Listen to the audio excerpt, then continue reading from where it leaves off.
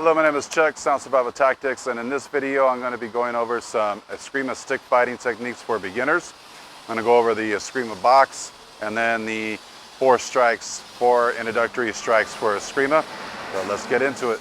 First I'll go over the Escrima box. The box has four sides: top, bottom, left, right. Two sticks, be top, bottom, left, right. Box with a single stick looks something like this: top, bottom, left, right. And then box empty hand: top, bottom, left, right. That is the Escrima box. Next I'm going to go over the four basic strikes of Escrima. We go back to our box theory. We have the top, bottom, left, right. Inside this box, there are four quadrants. So if I am your target, you're looking at me, I'm going to go 1, 2, 3, 4. Okay? This is number 1 strike, number 2 strike, number 3 strike, number 4 strike. Now that you have that visual, these are what the strikes look like in the air. Number 1, number 2, number 3, number 4.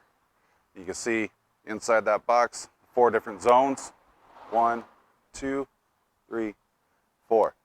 Now these do not always have to be at an angle. You can go here. As long as they are inside the zone within that box, those are the basic 4 strikes for Escrima. Again, number 1 strike, number 2, 3, 4. Box, top, bottom, left, right. So those were the Escrima stick fighting techniques for beginners that you can start practicing at home.